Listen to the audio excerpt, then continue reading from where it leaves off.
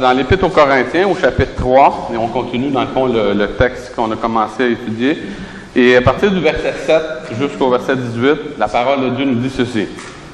Or, le ministère de la mort, gravé avec des lettres sur des pierres, a été glorieux, au point que les fils d'Israël ne pouvaient fixer les regards sur le visage de Moïse, à cause de la gloire de son visage, bien que cette gloire fût passagère. Combien le ministère de l'Esprit ne sera-t-il pas plus glorieux? Si le ministère de la condamnation a été glorieux, le ministère de la justice est de beaucoup supérieur en gloire. Et sous ce rapport, ce qui a été glorieux ne l'a point été à cause de cette gloire qui lui était supérieure. En effet, si ce qui était passager était glorieux, ce qui est permanent est bien plus glorieux. Ayant donc cette espérance, nous usons d'une grande liberté et nous ne faisons pas comme Moïse qui mettait un voile sur son visage pour que les fils d'Israël ne fixent pas le regard sur la fin de ce qui est passager. Mais ils sont devenus durs d'entendement, car jusqu'à ce jour, le même voile demeure quand ils font la lecture de l'Ancien Testament. Ils ne se lèvent pas parce que c'est en Christ qu'il disparaît. Jusqu'à ce jour, quand on lit Moïse, un voile est jeté sur leur cœur, mais lorsque les cœurs se convertissent au Seigneur, le voile est ôté. Or, le Seigneur, c'est l'Esprit, et là où l'Esprit du Seigneur, là est la liberté. Nous tous, qui le visage découvert, contemplons comme dans un miroir la gloire du Seigneur, nous sommes transformés à la même image de gloire en gloire, comme par le Seigneur l'Esprit. Prions. Eh bien, Seigneur, ce matin, on veut venir à toi encore une fois pour, premièrement, se réfugier dans ton amour et dans ta grâce. On vient de chanter, Seigneur, en retour, reçois mon amour. C'est à peu près tout ce qu'on peut te donner, Seigneur, et c'est ce à quoi tu t'attends. Pour toutes les bontés que tu as envers nous. On est vraiment des enfants qui, au Québec, qui sont gâtés. Et on te demande, notre Dieu, qu'on ne devienne pas des enfants pourris, mais qu'on puisse être vraiment des personnes qui ont un cœur reconnaissant et qui utilisent les choses que tu nous donnes comme des instruments de justice, des instruments dans le but d'atteindre des personnes et de leur donner une chance d'en être une fois dans leur vie, de connaître la joie que nous avons d'être enfants de Dieu. On veut te prier ce matin que tu sois avec nous et que tu nous bénisses. Merci pour ceux qui ont eu le courage de venir ce matin et je te demande que tu puisses nous donner un bon temps ensemble. Aide-moi dans ma faiblesse à communiquer la parole, que je puisse être bien concentré, être capable de faire le travail comme il faut, Seigneur, et que ainsi ton beau nom soit élevé dans notre petite assemblée. On veut te prier que tu ajoutes à cette Église, Seigneur, que tu puisses nous donner. On a hâte que ça fonde, on a hâte de voir, de pouvoir atteindre, de parler. Les gens sont plus souvent dehors. Quand il fait beau, on veut te prier que tu nous donnes de multiples occasions, Seigneur, dans les mois qui vont venir, dans les années qui vont venir, dans le but de rassembler ton troupeau. Seigneur, tu as un peuple dans cette ville et nous te prions que tu puisses le rassembler dans le nom de Jésus. Amen. Donc, l'exercice de la liberté dans la Nouvelle Alliance. Donc, c'est vraiment une chose qui est importante, la façon dont on va utiliser cette liberté. Et c'est ça que le texte que j'ai ciblé dans le fond, c'est le verset 12. Et on va comme utiliser dans le fond le centre, je dirais, de ce texte-là pour être capable de comprendre un peu ensemble cette réalité-là. L'apôtre Paul dit dans la parole, il dit « Ayant donc cette espérance, nous usons d'une grande liberté. » Donc, la question qu'on doit se poser ce matin, c'est est-ce qu'on est réellement libre? Est-ce que vous êtes libre ce matin? Je lance la question. Hein? Qui est-ce qui est libre? Est-ce qu'on est libre vraiment? Est-ce que c'est une réalité qu'on peut dire oui, on est libre? Parce que, est-ce qu'on est des personnes sans combat ou sans lutte? Peut-être pas, hein? Peut-être pas des personnes sans combat et sans lutte, mais la question c'est est-ce qu'on est libre? La réalité, la Bible nous dit que si le Fils nous a franchis, on va être vraiment libre. Mais libre de quoi? De quoi est-ce que vous êtes libre ce matin? Qu'est-ce que ça veut dire pour vous d'être libre? Je lance un appel à tous, là. Qu'est-ce que ça veut dire dans votre esprit? On est tous différents. Qu'est-ce que c'est que ça veut dire pour vous d'être libre? Oui, Guy. Mais on est libre de toute contrainte extérieure à nous-mêmes, autre que la Seigneurie de Jésus-Christ. OK. Donc, les contraintes extérieures. OK.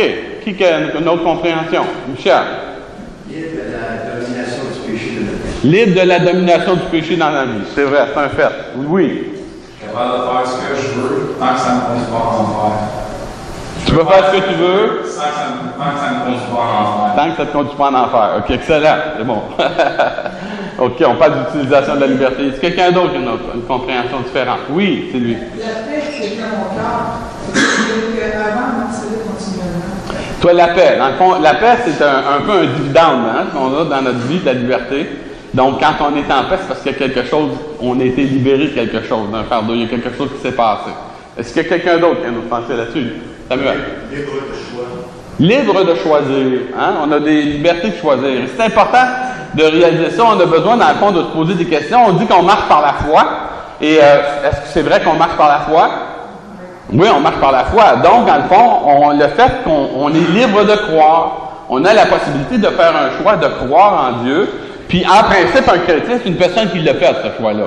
Elle a choisi de croire en Dieu. Elle est libre d'affirmer, de proclamer sa foi. Elle est libre aussi de montrer, dans le fond, toutes choses devant les hommes. Et dans le fond, la question qu'on se pose, c'est est-ce que le fait de croire en Dieu, le fait d'affirmer, de proclamer notre liberté, est-ce que ça, c'est suffisant vraiment pour vraiment manifester notre liberté? Ça prouve, est-ce que c'est une preuve qu'on est des personnes libres? Est-ce que c'est le fait de faire ces choses-là?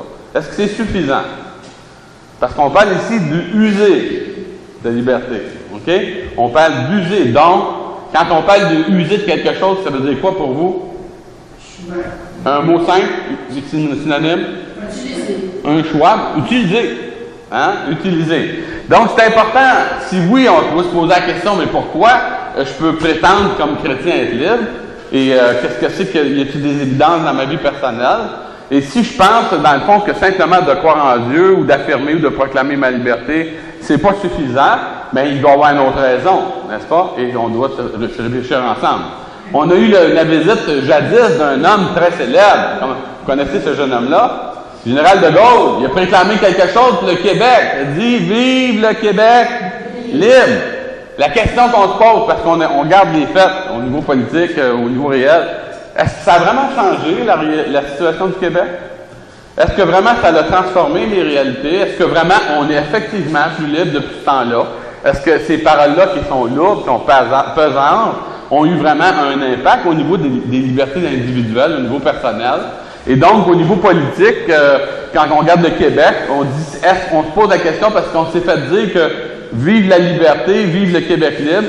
La question qu'on doit se poser, est-ce que c'est vrai que si on se sépare, on va vraiment obtenir ce qu'on appelle la liberté? On a besoin de savoir ça pour être capable de faire des choix. Est-ce que c'est vrai qu'en se séparant, on va devenir plus fort? Est-ce que c'est vrai qu'on va vraiment être maître chez nous, comme disait Jean Lesage, qu'on va vraiment enfin contrôler notre vie, on va être capable d'avoir une société juste, qu'on va être indépendant, qu'on va être autonome, on va être autosuffisant, on va avoir une plus grande sécurité, on va avoir une plus grande justice sociale? Parce que la réalité, c'est ça. La liberté, ça implique la justice. C'est jamais séparé de ça. On est en droit de se poser ces questions-là. Et dans les faits, la question qu'on doit se poser, c'est est-ce que c'est vrai qu'une opinion politique ou un point de vue politique nous procure la liberté? C'est une question qu'on doit se poser. Puis nous autres, comme chrétiens, on sait quelque chose de plus que les autres savent pas. N'est-ce pas? Donc, on est en train de dire, dans le fond, qu'on a comme chrétiens une possibilité de proclamer notre liberté, de proclamer que Christ change vraiment quelque chose dans notre vie personnelle. Et à partir de ce moment-là, que cette liberté-là a vraiment la capacité de faire une œuvre dans notre vie. Et que comme chrétiens, la Bible nous dit qu'on est des citoyens du ciel. Est-ce que c'est vrai qu'on est des citoyens libres? Et est-ce qu'on a vraiment des évidences dans notre vie de ça? Et qu'est-ce que ça veut dire concrètement?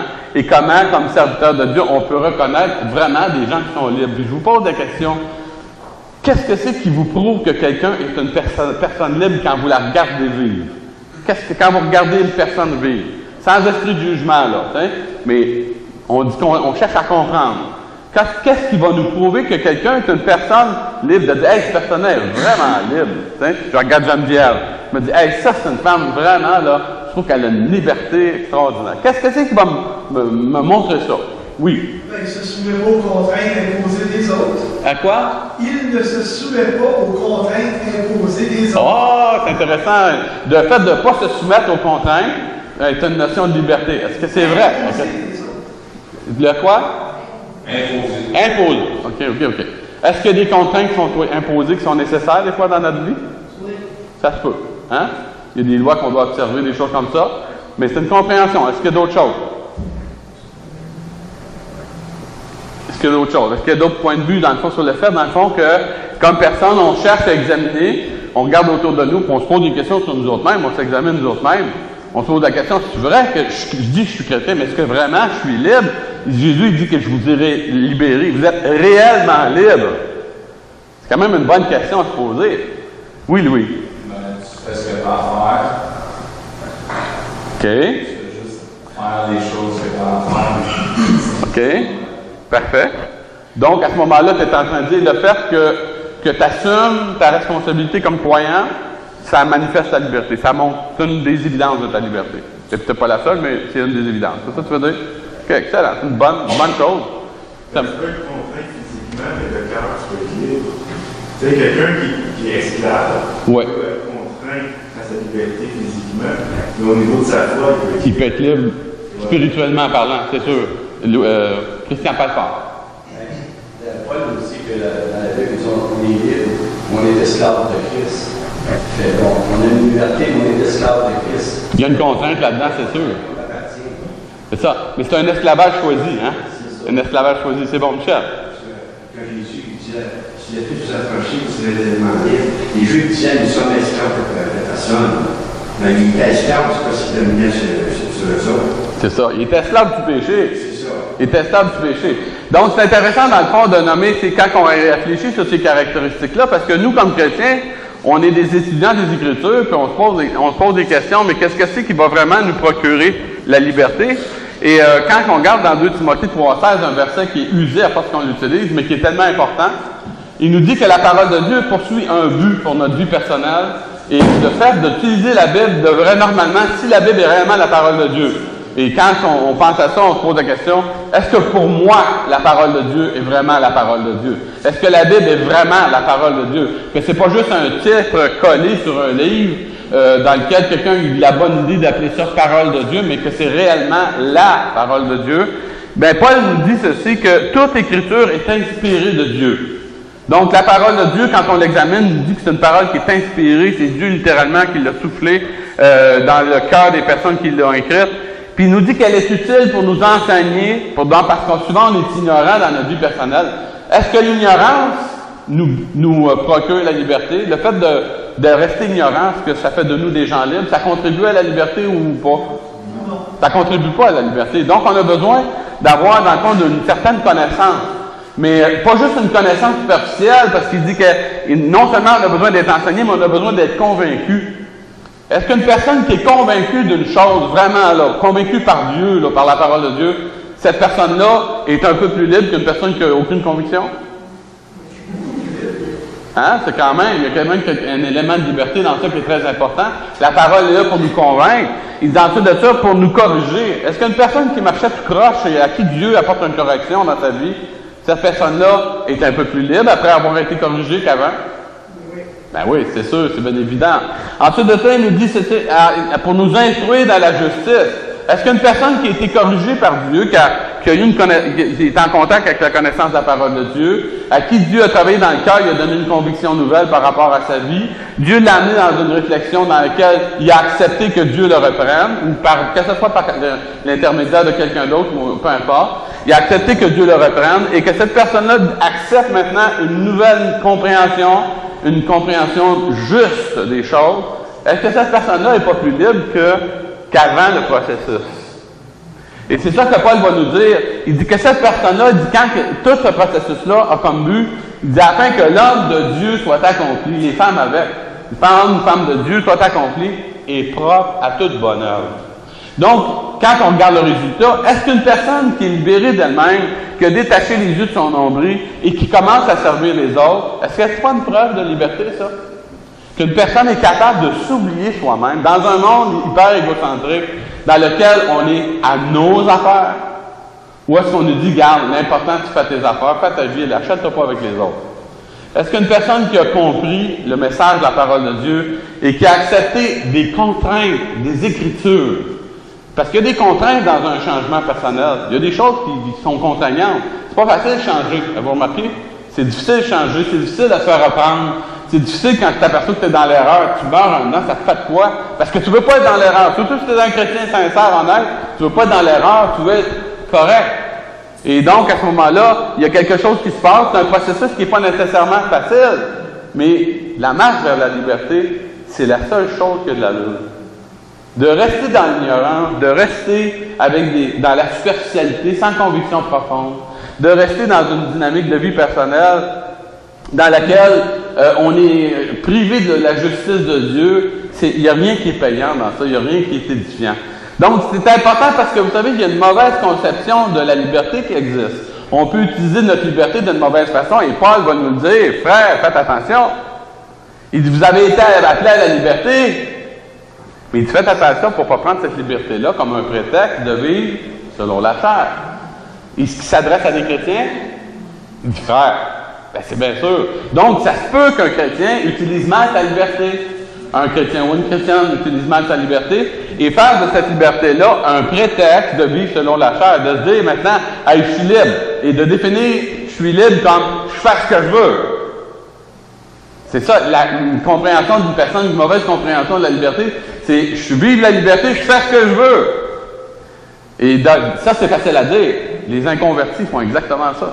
Les gens qui ne connaissent pas Dieu font exactement ça. Ils pensent que la liberté, c'est de faire comme ils veulent, comme ils le veulent, et à partir de ce moment-là, de sauver leur vie. Et quand je pense à l'exemple de l'apôtre Paul dans Actes chapitre 27, verset 30, à un moment donné, il est sur le bateau, on sait que le bateau va couler, il y a une grande tempête et tout ça, puis ils sont en danger, vraiment en danger de mort. Ça fait 14 jours là, qu'ils sont là, puis ça se fait brasser de bord de côté. Dieu dit à Paul, il dit, garde, je vais vous sortir de là, le bateau, échoué, le bateau sur le bord et tout ça.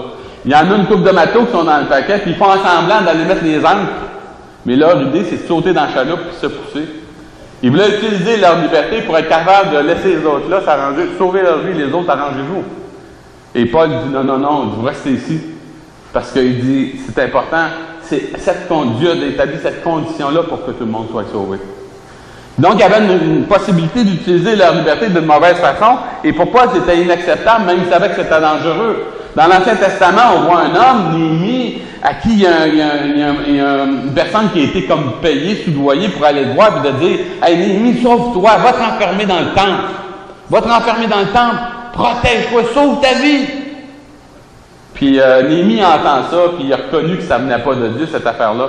Il savait, dans le fond, qu'il ne pouvait pas, comme serviteur de Dieu, c'était inacceptable pour lui de prendre la liberté que Dieu lui avait donnée. Et la liberté, c'est pas toujours dans les situations faciles qu'on l'utilise. C'est dans les situations difficiles qu'on voit les vrais, n'est-ce pas? C'est au combat qu'on voit les vraies personnes.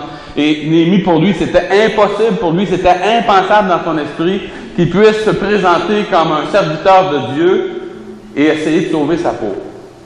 Et l'apôtre Paul va renforcer là-dessus dans Actes chapitre 20, il dit « Je ne ferai pas de ma vie aucun cas comme si elle m'était précieuse, dans autant qu'il y a une chose qui se passe dans ma vie, que j'accomplisse ma course avec joie. » Parce que c'est sûr, il y a des contraintes à la liberté, mais il y a des dividendes à la liberté aussi. On a une joie dans le cœur quand on est en train de faire ce qui plaît à Dieu. Une joie malgré tout, pas nécessairement une joie avec tout, mais une joie qui est malgré tout. Donc, c'est important, comme serviteur de Dieu, qu'on parle de notre liberté, on doit penser à utiliser notre liberté et de prêcher, dans le fond, la liberté, c'est avant tout d'assumer pour nous-mêmes en premier, avant toute chose. Avant d'ouvrir la bouche pour en parler à quelqu'un, il faut d'abord la vivre au niveau personnel. Vivre dans la liberté, puis c'est je crois, des plus grands défis de chaque chrétien. C'est notre défi personnel.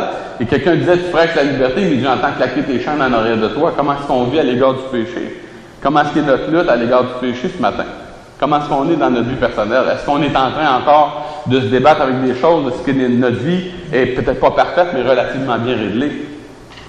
Et qu'on s'assume comme chrétien, comme personne. Est-ce que c'est facile de pécher, dans le fond, de prêcher aux autres? Pas nécessairement facile. Il y a quelqu'un qui disait, c'est facile de prêcher sur le péché des autres, mais dans le but de cacher les nôtres. Dans le but de cacher les siens. C'est facile d'essayer de reprendre tout le monde, quoi que ce soit, mais que ce but-là, ce soit de cacher mes péchés. Plutôt que de dire, Seigneur, regarde, moi aussi je suis un misérable. Moi aussi je suis une personne qui a vraiment besoin de la grâce de Dieu. Moi j'ai besoin, Seigneur, que tu fasses une transformation dans ma vie parce que je ne veux pas rester comme un homme religieux. C'est exactement ce que les pharisiens faisaient. Il y avait un message qui était creux. Les pharisiens avaient un message creux, vraiment vide, parce que ces gens-là, dans le fond, prêchaient aux autres. Ils faisaient toutes sortes de choses, disaient toutes sortes de choses, mais ils disaient, mais eux autres ne faisaient pas. C'était bon pour les autres. C'était pas bon pour eux. Ils étaient là pour prêcher eux autres. Donc, il n'y avait pas d'affaire à ça. Ils n'étaient pas là pour eux. Ça les concernait pas. Il parlait aux autres, il voyait tous les problèmes dans la vie des autres, il voyait tout, il ciblait les pharisiens, ces gens-là. Il mettait des fardeaux pesants sur les épaules des hommes, que la Bible dit. Notre but, c'est pas de se mettre des fardeaux et de s'écraser mutuellement. Notre but, c'est d'essayer de s'encourager à s'en sortir. C'est déjà assez dur quand tu luttes avec quelque chose. Tu as besoin bien plus d'une tape dans le dos que de te faire peser sur la tête, n'est-ce pas? Donc, quand on parle de liberté, on parle non seulement de comprendre la liberté, mais comment je vais l'utiliser, cette liberté-là? Qu'est-ce que je vais faire avec la mienne? Qu'est-ce que tu vas faire avec la tienne? Comment on va gérer notre vie? Est-ce qu'on peut vraiment utiliser notre liberté d'une mauvaise façon? Parce qu'on sait qu'on peut se tromper soi-même, on peut tromper d'autres personnes, mais on ne trompe pas Dieu. Et c'est très important d'avoir cette compréhension-là. Donc, Paul se penche sur l'utilisation de la liberté, une liberté qui est donnée par Jésus-Christ, une grande liberté qui présente dans le fond des privilèges pour nous autres comme croyants dans la Nouvelle Alliance et qui nous amène dans le fond à comprendre qu'on doit apprendre à l'utiliser comme il faut. Et le fait d'user de la liberté, ça veut dire dans le fond d'avoir recours à quelque chose. Quand tu uses quelque chose, tu vas voir cet objet-là va devenir à un moment donné détérioré. Il y a quelqu'un qui me dit ce matin que son père disait son chapelet tout le temps. Puis il disait, je ne suis pas en train de valoriser le fait de dire le chapelet, là, mais la personne a dit que mon père il disait tellement son chapelet que le noir, après les bines, était parti. Fait que tu te dis, il devait y croire, le gars, c'est important. Tu sais? Moi, je pense que c'était une erreur, ça ne donne rien, mais fondamentalement, il a le mérite au moins de dire que, oui, il croyait à la valeur de ça, lui. La preuve, c'est qu'il l'a usé. Et c'est un peu dans ce sens-là de te servir, d'avoir recours à quelque chose, d'avoir accès à quelque chose qui est nécessaire dans notre vie. C'est de jouer d'un privilège, des avantages en les utilisant comme il faut, avec intelligence. C'est aussi, dans le fond, une grande responsabilité de gérer les choses adéquatement. Quand on parle d'user de notre liberté, on comprend que c'est un bien précieux que Dieu nous a donné, puis on dit « Wow, ça c'est tellement important! » Il y a quelqu'un qui a payé pour ça, cette liberté-là. C'est pas une chose facile, une chose simple. Il y a quelqu'un qui a donné sa vie pour ma liberté et cette personne-là, c'est Jésus-Christ. Et je ne peux pas utiliser ma vie comme je veux maintenant. Il y a une contrainte qui est là, effectivement, mais c'est une contrainte qui vient au niveau de notre conscience, au niveau de notre cœur, qui va nous appeler, dans le fond, à réfléchir sur notre vie personnelle et de voir, dans le fond, ce privilège dans notre vie, d'utiliser notre vie, notre liberté, dans le but de révéler Christ. D'amener, dans le fond, les personnes à comprendre de comment Jésus-Christ est important. Et quand on regarde dans l'Ancien Testament, on peut voir les gens, dans le fond, faisaient toutes sortes de rituels, il y avait toutes sortes de pensées personnelles sur comment les choses devaient être faites. Et il y en a plusieurs qui faisaient des choses qui n'étaient pas à propos, qui n'avaient pas, comme on dit souvent en québécois, il n'y avait pas rapport. Parce que leur compréhension n'était pas bonne, leur conviction n'était pas bonne, ils n'étaient pas racinés dans les bonnes choses. Ils faisaient toutes sortes de choses, mais c'était inutile. Et c'est important parce que le fait d'user de la liberté, dans le fond féminin, le même mot est utilisé quand Paul va dire dans 2 Corinthiens 17, il dit « qu'en voulant cela, j'ai donc usé de légèreté ». Le même mot va être utilisé pour dire, dans le fond, qu'il y a une mauvaise compréhension, une mauvaise utilisation. Et Paul est en train de dire « est-ce que vous pensez que j'ai utilisé ma liberté pour manifester dans le fond une forme de légèreté? » Et de poser la question, c'était sûr, c'était comme d'y répondre, parce que Paul, il y avait un témoignage de vie personnelle qui était conséquent. Quand tu regardais cette personne-là, tu voyais une personne qui était profondément intègre, une personne qui était sûrement pas parfaite, mais une personne qui était intègre. Et quand tu le regardais vivre dans sa vie personnelle, puis on en entend encore parler jusqu'à aujourd'hui, ça devait être parce que le gars était conséquent. Et à partir de ce moment-là, on voyait vraiment une personne qui était capable d'affirmer, d'user, il usait de sa liberté, et pour lui, c'était un grand privilège. Et c'est ça qui nous amène dans le texte biblique, dans lequel il va nous montrer 10 réalités importantes, dans le fond, pour qu'on puisse apprendre à gérer notre liberté d'une façon qui est correcte, d'une façon qui est intelligente, qu'on la comprenne d'abord comme il faut.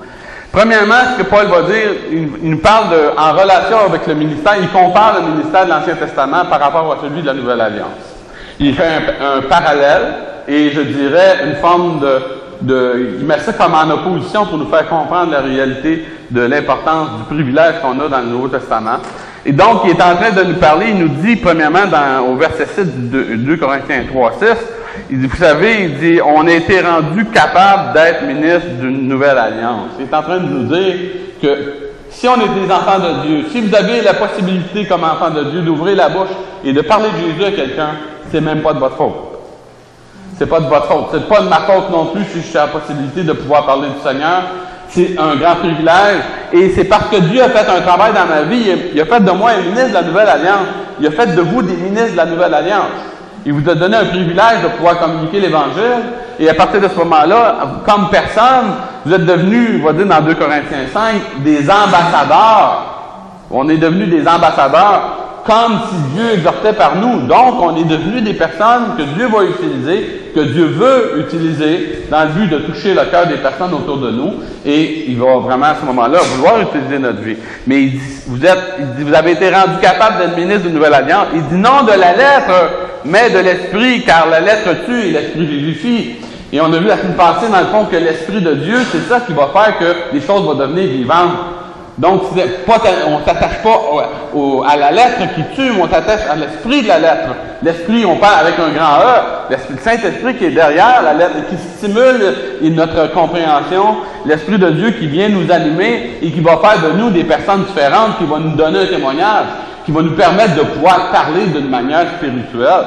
Parce que tant que tu n'as pas été touché par le Saint-Esprit, tu ne peux pas parler d'une façon spirituelle.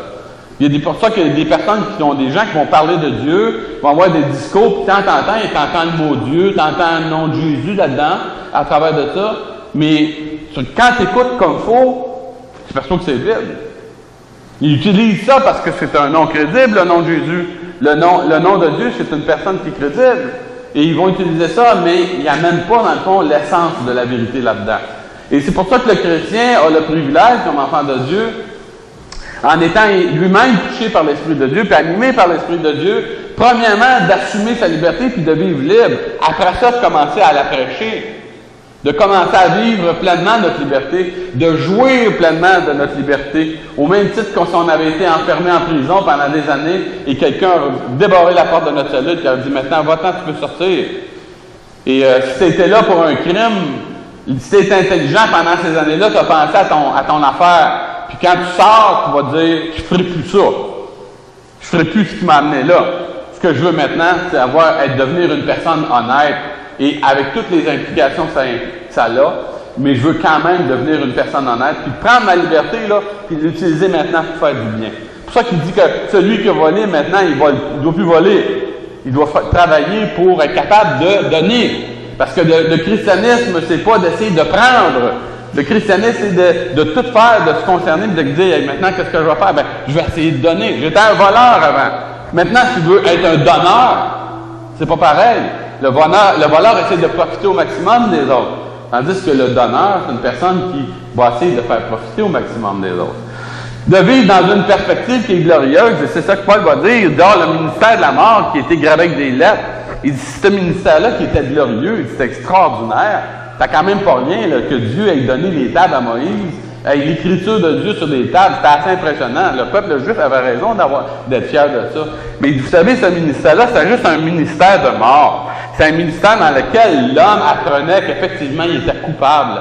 Il apprenait que Dieu est un Dieu 3 fois saint, puis qu'il n'est pas capable de vivre en relation avec l'homme s'il n'y a pas quelque chose qui vient se placer entre les deux. Et le ministère de Jésus-Christ, c'est exactement ça, c'était de venir se placer à la bonne place pour nous permettre d'avoir cette relation avec Dieu.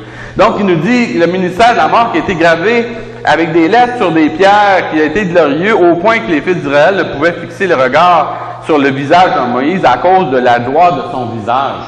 Donc, le peuple d'Israël a découvert quelque chose d'extraordinaire. Il a vu Moïse descendre de la montagne, de voir son visage qui rayonnait. Il a vu l'éclat de la gloire de Dieu. Et il avait raison d'être très impressionné. Mais il est en train de dire que bien que cette gloire-là fut passagère, comme il dit, combien le ministère de l'Esprit ne sera-t-il pas plus glorieux? Il est en train de nous dire que comme chrétiens dans la Nouvelle Alliance, on est dans une situation favorable, on a une situation d'excellence dans laquelle maintenant on a un méchant gros plus par rapport aux gens de l'Ancienne Alliance. Il y a quelque chose dans notre vie qu'on a, c'est cette relation avec Dieu, la proximité qu'on a de Dieu. Il est tellement proche de nous autres qu'il a décidé de venir nous habiter. Et à partir de ce moment-là, quand on regarde à tout ce qui impressionnait le peuple d'Israël dans l'Ancien Testament, quand ils ont vu la gloire extérieure de Moïse, Dieu est en train de nous dire, c'est rien ça. C'est rien, non seulement c'est rien, mais c'est juste un aperçu des choses qui s'en viendraient pour chacun de vous. Donc, il nous a appris que c'est en revenant à la personne de Christ qu'on va maintenant découvrir la justice. Il est en train de nous dire ceci. Il dit, si le ministère de la condamnation était glorieux, le ministère de la justice sera de beaucoup supérieur en gloire. Donc, on est en train de parler de la supériorité de la Nouvelle Alliance, la supériorité de l'œuvre que Jésus-Christ a accomplie à la croix par rapport à tout ce que les grands prophètes de l'Ancien Testament ont fait. Par rapport à toutes les œuvres que Dieu a pu faire dans l'Ancien Testament, la rédemption, c'est vraiment le summum de toutes ces choses-là. Donc, il est en train de nous ramener là pour nous faire comprendre que si ces choses-là, le ministère de la condamnation est extraordinaire, il dit combien plus maintenant le ministère de la justice. Le fait que maintenant on peut être déclaré juste par Dieu en passant par Jésus-Christ, c'est vraiment quelque chose qui est vraiment supérieur. Et ça va nous appeler, dans le fond, à vivre avec une perspective qui est différente. Et il est en train de dire, vous savez, ces choses-là, c'était glorieux dans l'Ancien Testament, mais c'était juste passager. C'était juste passager. Il dit maintenant, quand on regarde la Nouvelle Alliance, on voit qu'il y a quelque chose de beaucoup plus grand. Dans le fond, comme chrétien, on regarde à la parole de Dieu, on découvre la liberté, et on voit que ces choses-là, maintenant, dans quoi on est en train d'investir, peu importe ce que vous investissez dans votre vie, vous ne le perdrez jamais au niveau spirituel. Si vous investissez pour quelque chose pour le Seigneur dans votre vie, vous ne le perdrez jamais. Il nous donne l'exemple, même dans Matthieu 25, un verre d'eau. C'est insignifiant un verre d'eau donné à quelqu'un, là. Mais si tu le fais par amour pour Christ, puis si tu le fais parce que c'est un disciple de Christ, le Seigneur ne perdra pas ta récompense. Le gabin, c'est insignifiant un verre d'eau. Mais un verre d'eau, quand tu es après mourir de soif, c'était pas si insignifiant que ça. Et quand tu le fais par amour pour le Seigneur, c'est pas insignifiant non plus. Dieu compte ces choses-là. Dieu n'est pas injuste. Mais Dieu, dans le fond, se rappelle des choses. Donc, il est en train de dire ceci, il est en train de nous montrer que, comme chrétiens, on n'est plus là pour investir dans des choses passagères, mais on va investir dans des choses qui sont permanentes maintenant. On est en train d'investir dans une vie durable et, dans le fond, des résultats qui vont être durables. En effet, si ce qui était passager était plus glorieux, ce qui est permanent est encore beaucoup plus glorieux. Donc, on est en train moi, je dirais, on est en train de s'allumer, puis de se mettre à penser, à dire « Wow! Quel privilège! Enfin, je travaille pour quelque chose qui va rester. » Parce que si on regarde le monde, même les plus grandes entreprises, même les plus gros projets, même les choses les plus impressionnantes du monde, ça va tout partir en fumée. Ça va tout partir en fumée. Nous autres, comme chrétiens, on a le privilège de pouvoir investir dans notre vie dans des biens durables, dans des valeurs durables. Et c'est important de pouvoir le faire.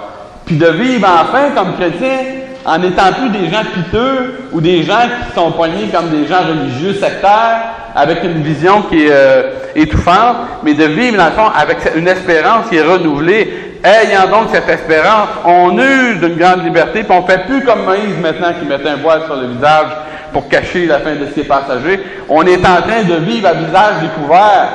Un enfant de Dieu n'a pas d'affaire à avoir honte de sa foi. On devrait être fiers d'être chrétien. Et j'espère que vous êtes fiers des enfants de Dieu. Et vous savez, quand est-ce que ça va paraître le plus dans votre vie que vous êtes fiers? C'est quand quelqu'un va vous demander compte de votre foi. Il va vous demander, es-tu chrétien, toi? Il y a des fois que ça peut coûter cher en bébite. Des fois, ça peut être ta vie qui peut y passer. Louis nous a parlé de quelque chose. Et une vidéo qu'il a vue est assez impressionnante. Quelqu'un qui se fait enlever sa vie parce qu'il est chrétien. Donc, mais il est en train de dire que peu importe la situation dans laquelle on a la possibilité maintenant de pouvoir s'afficher. Le christianisme, c'est pas une secte fermée. C'est pas un petit mouvement dans lequel les gens sont tous recroquevillés, puis on veut rester dans notre petit coin comme des petits poulets tout tassés sur le bord d'un mur. On veut vraiment prendre de l'expansion, pas juste pour être une grosse gang, mais dans le but d'atteindre le monde avec l'Évangile, de donner une chance à chaque pécheur qu'on rencontre de pouvoir être sauvé. Est-ce qu'il y a des moments donnés que vous êtes arrivés dans des situations où est-ce que vous êtes aperçu que vous avez eu honte de témoigner? Vous étiez gêné de témoigner. Moi, je l'avoue, ça m'est arrivé. Ça m'est arrivé dans ma vie. De savoir à un moment donné, la situation n'était pas exactement comme j'aurais voulu qu'elle soit, tu sais. Puis j'ai pas réussi à rentrer dedans. Puis je me suis aperçu que j'étais un gars bien gêné. Mais je suis pas gêné pour les bonnes affaires. On devrait être gêné de pécher, pas de témoigner. Alors, remarquez qu'on est plus vite à pécher qu'à témoigner? Moi, je trouve, en tout cas. Hey, c'est donc facile pour moi de pécher. J'ai juste une affaire à faire. Je me laisse aller à ma nature. J'écoute ma nature. Hein? Pense à toi. Écoute ton corps. Ah, mais on entend ça, le message autour. Il n'y a pas grand monde dans le monde qui nous dit « Hey, vous autres, les chrétiens, là, j'espère que vous allez témoigner, hein? J'espère que vous allez partager votre foi cette semaine, hein? Il n'y a pas un patron qui va vous dire ça à l'ouvrage. Là, ce matin, Louis Éric, j'aimerais ça que tu nous amènes une conférence sur la Bible. On aimerait ça en connaître les croyances. Hey, t'aimerais ça, t'attends juste après ça, hein? mais c'est pas ça. Mais qu'empêche pas qu'on est là quand même, comme une personne qui est un vrai chrétien, qui est né de nouveau, puis qui a connu Jésus-Christ. Il veut vraiment partager ça. Puis quand il y a une possibilité que ce soit à travers un rideau de douche ou un rideau de chambre d'hôpital, c'est drôlement réjouissant quand t'entends le Seigneur te donner une réponse à travers un rideau parce que tu ne l'avais pas, puis là, Dieu te la donne. Fait comme Sylvie, tu pètes le feu, tu sautes de joie, c'est normal. On est là comme chrétiens, puis on a à vivre dans le fond en misant sur notre nouvelle compréhension, c'est-à-dire vivre par l'Esprit. Les enfants de Dieu, ça vit par l'Esprit. On est né de l'Esprit, mais on vit par l'Esprit. On marche selon l'Esprit. Marchez selon l'Esprit, vous n'accomplirez pas les désirs de la chair. Il n'est pas en train de dire, c'est pas un genre de processus forçant, mais c'est une dimension de dépendance. On choisit parce qu'on sait qu'on aime le Seigneur. Maintenant, on est des chrétiens affichés. On n'est pas, un chrétien, c'est pas un agent secret qui reste dans l'ombre. C'est pas comme ça que le christianisme. Un chrétien, une chrétienne, c'est une personne qui n'a pas honte de sa foi et qui veut s'afficher. Puis qui aimerait tellement ça que tout le monde voie dans sa vie la présence de Jésus. Il aimerait ça parce qu'il aime le Seigneur puis elle aime le Seigneur. Peu importe ce qu'elle fait, elle garde des enfants, elle travaille dans une shop, elle fait n'importe quoi, c'est pas grave. On veut juste une chose. On aimerait tellement ça que les gens disent « Qu'est-ce que tu as de différent, toi? Tu sacs pas, tu comptes pas d'histoire sale, tu trouves pas nos jokes drôles. Comment tu fais que t'es comme ça? T'es pas normal. » Hey, moi, je suis fou, t'es fier d'être pas normal dans ce temps-là, tu sais? Tu es fier d'être pas normal parce que t'es différent, mais ta différence est bonne. La différence est là parce que tu t'affiches. Et à partir de ce moment-là, parce que ton attachement au Seigneur est là, et tu veux vivre avec cette nouvelle compréhension que l'Esprit de Dieu te donne, et qui va te permettre de pouvoir vraiment faire maintenant une expérience vraiment nouvelle. Et c'est ça qu'il dit, il dit, parlant des Juifs, il dit, eux sont devenus durs d'entendement. Il était un peu dur d'oreille. Hein? Il avait de la misère à comprendre, il ne comprenait pas, il ne saisissait pas. Parce que jusqu'à ce jour, le même voile demeure quand ils font la lecture de l'Ancien Testament. Il y a un cœur qui est voilé, c'est un cœur qui est voilé. Et il va dire dans 1 Corinthiens 2 que c'est pas parce qu'un inconverti ne veut pas, c'est juste parce qu'il ne peut pas. Il n'a pas été régénéré. Et c'est la régénération qui va faire que la parole de Dieu va devenir intéressante et elle va pénétrer dans le cœur. C'est pour ça qu'une personne qui n'est pas régénérée n'a pas d'intérêt pour les Écritures. Pas d'intérêt à lire la Bible. Et si vous n'êtes pas intéressé à lire la Bible, posez-vous des questions sur l'attitude de votre cœur, sur qu'est-ce qui se passe dans votre cœur. Et c'est peut-être justement parce que le salut n'a pas été établi, peut-être parce que vous n'êtes pas sauvés. Et c'est important de se le dire pendant qu'on est encore en vie, parce que quand on va se présenter devant Dieu, il va être trop tard. Et c'est pas pour se faire peur qu'on dit ça, c'est juste pour se conscientiser et de dire, hey, est-ce que je suis en train de vivre une vie comme une personne réellement libre? Si je dis oui, je vis comme une personne libre, j'examine ma vie, je me dis, est-ce que j'ai la victoire sur mes péchés? Est-ce que je suis en train de vivre, dans le fond, en essayant de mener la lutte contre le péché, avec la grâce de Dieu, avec la puissance de l'Esprit de Dieu, dans la dépendance de Dieu? Mais est-ce que je suis en train de vivre comme ça, en prenant Christ comme source de toute liberté? Parce que c'est ça qu'il dit ici. Ils sont devenus deux d'entendement, c'est normal. Il dit, une voile demeure, pourquoi? Il dit, quand ils font la lecture dans l'Ancien Testament, il dit, il ne se lève pas parce que c'est en Christ qu'il disparaît. Il est en train de ramener les personnes à dire, regarde, c'est en Jésus-Christ que les choses se passent. C'est là que ça se passe. Hors de Christ, il ne se passe rien. En Christ, tout se règle. Donc, quand on vient à Jésus-Christ, à partir de ce moment-là, il y a une action que Dieu va faire. Jésus-Christ va amener une conviction dans le cœur de la personne et cette personne-là va être touchée, va être transformée. Et à partir de ce moment-là, on va voir une expérience de la liberté qui va être là. Et on peut voir une personne qui va avoir un cœur complètement changé. On appelle ça être converti. C'est ça que ça veut dire être converti.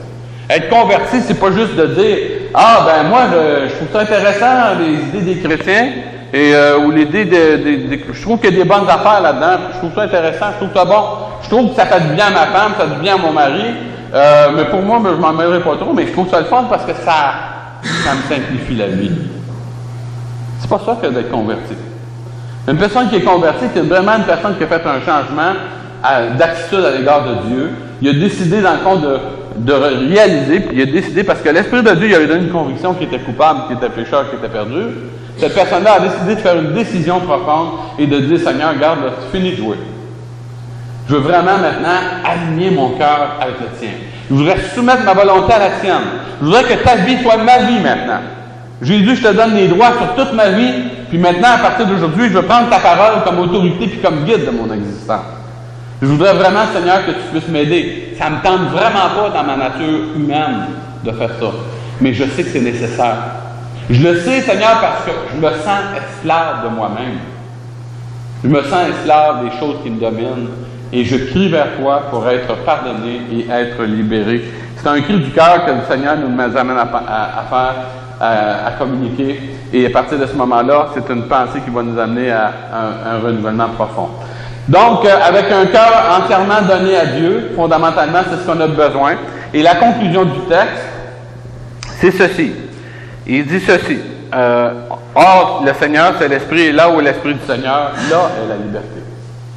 De penser ou de dire qu'on est libre sans vivre dans la présence de Christ, c'est une grave erreur. Parce que c'est là où est l'Esprit du Seigneur qu'est la liberté. Fait que si tu n'es pas habité par le Saint-Esprit parce que tu n'es pas né de nouveau, tu n'es pas libre. Tu es esclave. Et tu vas avoir le résultat de l'esclavage du péché, qui est la mort. La Bible dit que ça l'aide du péché, c'est la mort. Mais si comme enfant de Dieu, tu viens enfant de Dieu, tu ouvres ton cœur au Seigneur, la Bible dit que malgré tous les combats que tu vas avoir dans ta vie au niveau personnel, quand l'Esprit de Dieu va t'habiter, tu vas être libre. Tu vas être libre de pouvoir faire quoi? Ben, tu vas pouvoir être libre de commencer à obéir à Dieu quand ça ne te tente pas. Parce que l'Esprit de Dieu, lui, ça va être tenté. Parce que l'Esprit de Dieu, quand il va prier pour toi, il va intercéder pour toi, Romains chapitre 8 nous dit, il va toujours intercéder selon Dieu. Fait que si on essaie d'imiter le christianisme par nos propres efforts, ça ne marchera jamais.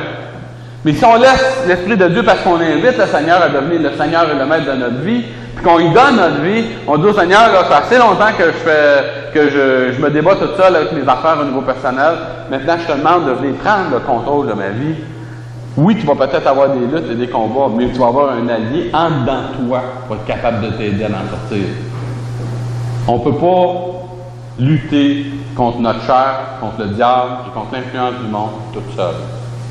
On a besoin du secours de Dieu. C'est ça que la parole de Dieu nous annonce. Et ça, c'est la base d'une relation avec Dieu. Et c'est ce qui nous permet de devenir des adorateurs en esprit et en vérité. En esprit, l'Esprit de Dieu qui va venir nous habiter. Et en vérité, parce qu'on base notre vie maintenant sur une nouvelle réalité qui est la parole de Dieu, qui est la vérité. On base notre vie sur une relation personnelle avec une personne qui a dit lui-même être la vérité et qui va prendre charge de notre vie au niveau personnel. Et qui va nous amener dans une nouvelle compréhension de maintenant qui est Dieu, de comment Dieu est merveilleux et comment ça vaut la peine d'essayer de s'approcher de lui, de le laisser s'approcher de nous. Il dit, approchez-vous de moi et je m'approcherai de vous. Ça, c'est les mathématiques de Dieu. C'est bien simple, un enfant peut comprendre ça. Quand tu approches d'un mur, automatiquement le mur s'approche de toi.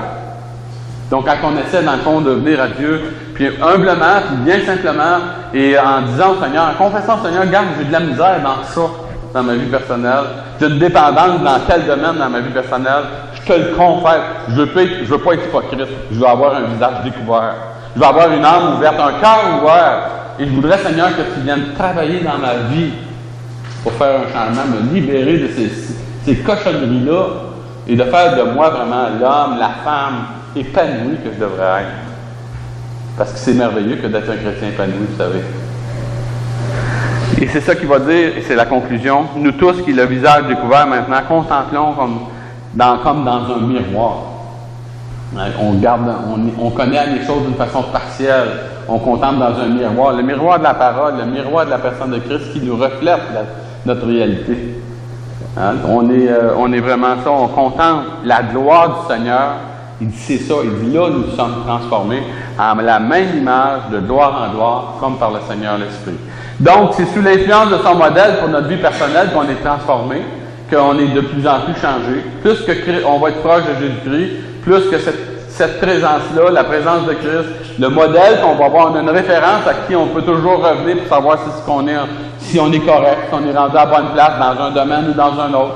Donc, la question qu'on se pose, c'est est-ce que Christ ferait ça si c'était à ma place? Il y a toutes sortes de choses, de questions simples qu'on se pose comme ça. Est-ce que Jésus parlerait comme ça s'il était dans ma place? Est-ce que Jésus dirait ce que je suis en train de dire là? Puis des fois, quand la réponse, ben, c'est ben non, il ne dirait pas ça, puis on demande pardon, Seigneur. J'ai pas été correct.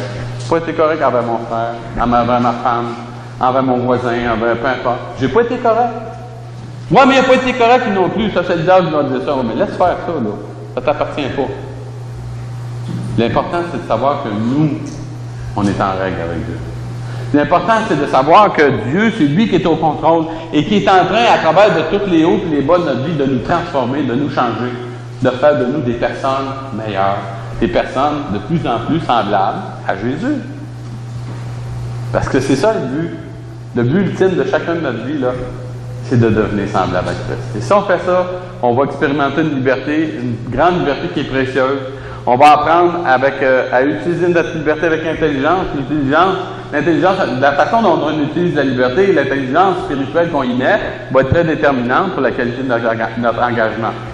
Et c'est important, car bien que je sois libre à l'égard de tous, et je me suis rendu serviteur de tous. Ça, c'est l'expression de la liberté. Une personne qui a vraiment compris là, maintenant sa liberté va dire « Wow, c'est extraordinaire, maintenant je suis libre, je vais pouvoir utiliser cette liberté-là pour être capable de devenir un serviteur et d'essayer de commencer à faire du bien autour de moi. » Si on réussit juste à faire ça dans notre vie, on va avoir fait quand même pas mal. Et on va vraiment expérimenter l'accompagnement de Dieu dans notre vie personnelle. Je ne dis pas que tout va devenir facile, mais on va expérimenter l'accompagnement de Dieu. Et c'est sur cette base-là que notre vie va être transformée. Donc, utiliser notre liberté peut conduire à toutes sortes de choses, mais c'est important pour nous, celui qui se tourne vers le Seigneur, qui reçoit la liberté de la part de Jésus-Christ, devient une personne qui devient missionnaire. Et c'est une grande source de bonheur. Et il dit ceci, que celui qui a plongé les regards dans la loi parfaite, dans la loi de la liberté, cette personne-là, qui n'est pas un auditeur oublieux, qui va se préoccuper de se mettre à l'œuvre, il dit cette personne-là va être heureuse dans son activité. La question, c'est est-ce qu'on veut être heureux? Est-ce que vous voulez être heureux? Si vous voulez être heureux, posez votre question, qu'est-ce que je vais faire maintenant de ma liberté? Est-ce que je vais faire des pas qui vont me conduire au bonheur en étant une personne responsable, une personne serviable, une personne remplie d'amour, une personne encourageante pour les autres, quelqu'un qui prend soin, qui est sensible aux besoins des autres, une petite parole d'encouragement, des choses comme ça, ou si je veux décider de garder ma vie et boire mon lait comme je le fais. Chacun son choix, mais on a les dividendes. Prions.